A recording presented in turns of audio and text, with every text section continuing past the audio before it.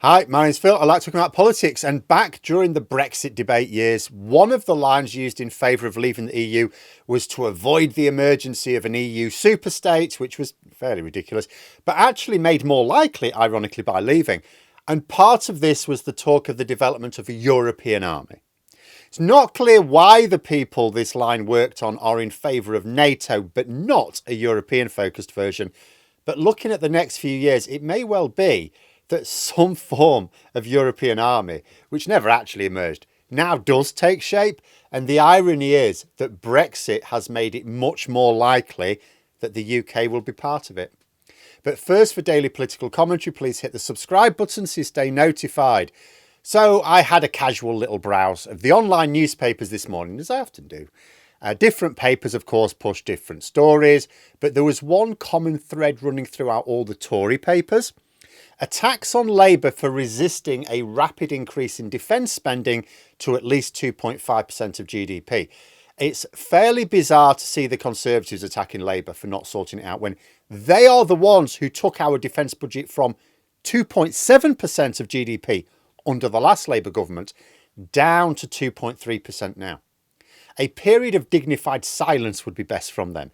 In fact, Labour immediately increased defence spending in real terms as well on coming into power. So defence spending has already increased compared to the Conservatives' own efforts. But there is still good reason for the media to scrutinise our defence spending. You know, there are two huge reasons which make the general interest valid despite the real motivations of the press. The first is that Europe is literally being invaded right now. That is generally a good reason to move defence up the priority ladder.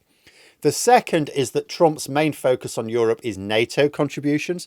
Like when it comes to his dealings with countries in North and South America, he is demanding they help him tackle his immigration problems. When it comes to Europe, defence spending seems to be his top priority. And although the Tory press are conveniently ignoring the fact that our defence budget is in tatters because of the government they helped into power, they are right to note that a refusal to come up with a plan to boost defence risks friction with Trump. And what will it cost the Treasury and Labour alike if they have to deal with his preferred weapon of tariffs? But there may be a solution. Now, I've not heard anyone from the government talking about this, so I can't say whether the proposal is being taken seriously here. I did allude to it in a video at the weekend, but the Telegraph were recently reporting a defence idea of Donald Tusk, the Polish PM who holds the EU presidency at the moment, is grappling with the problems of needing to boost European defence whilst also understanding the practical problems in terms of tight budgets. The idea is a €500 billion defence budget funded by common debt. He reportedly told the European Parliament Europe must start defending itself, and so it must start spending European money on this as well. Now, this idea is not, strictly speaking, the EU army that Brexiteers were wailing about, but it would represent an EU scheme on collective defence budgeting separate to NATO, albeit it would still feed into NATO, but structured in such a way that it wouldn't just be EU countries involved. After all, the country being invaded right now in Europe is not an EU member. Also, there are other countries that aren't EU members that might want to be involved, and there are current EU members who might not want to be involved. So although the project would be driven by the EU, it wouldn't be an EU project, if that makes sense. This would be a hefty increase in defence spending across Europe and would certainly address Trump's concerns. Now, the article in the Telegraph, which obviously may or may not be embellishing certain things, seem to indicate that there would be pressure for the UK to join this scheme. They've pointed out that the defence review has been delayed, and maybe this is to allow Reeves to claw back some of the funding boost she gave in October in view of the higher cost of borrowing right now. So imagine the situation facing the UK government. So money's really tight. The more they boost defence, the less they spend on the public services, which the Tories allowed to collapse. But you've also got a US president who is prepared to make that economic picture look much worse, demanding more defence spending. And although the UK is quite high up in the NATO tree, still not good enough, Trump says he wants defence spending to be boosted to 5%. Now, in reality, that will just be a ridiculously clumsy starting figure for his negotiations. The US doesn't spend that much, nowhere near, in fact. But it's a sign that he expects it to go up significantly.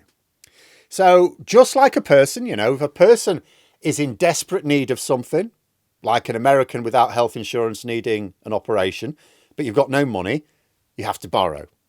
So too, the UK government may have to do the same. Only we can't boost our own borrowing in the normal way because we've already done quite a lot of that. So this idea of Tusk's may look appealing. Now, I can't be sure exactly how the Tory Brexit press would respond if we did join in. On the one hand, they will hate us getting involved in any EU initiative. On the other, it's what, the Messiah Trump wants, right? But if any Brexit supporters gnash their teeth at the idea, might be worth pointing out that they made it possible. As a direct result of the hard Brexit, the Treasury loses over £40 billion a year in tax revenues, just caused by those Brexit trade barriers that we didn't have to have. We could have left the EU and still not had those trade barriers. Well, £40 billion a year, that would actually be enough to boost defence spending to 5% that Trump claims he wants. Not that we would use £40 billion that way.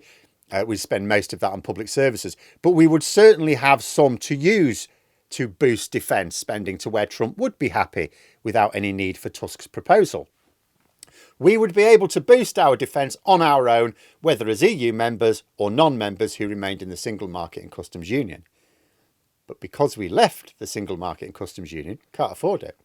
Until we see some growth in the economy, we can't afford to do very much at all. We're having to deregulate just to get the infrastructure needed to get that growth. We don't really want to be facing extra US tariffs. So, and this is not clear right now, but if Trump insists and we have to choose between boosting defence significantly or facing extra tariffs, then the path of least resistance is probably joining with Tusk's Common Defence Fund idea. And it will be essentially the fault of Nigel Farage and the hard Brexit, which his mate Vlad Putin has been pushing for years.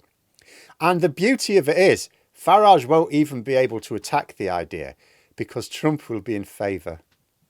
But there we are. Those are my thoughts. Let me know yours in the comments below. If you've enjoyed the video, please click the like button and subscribe for further content. If you'd like to support the channel further, you can click the join button for memberships. Thanks for watching, and until next time, I'll see you later.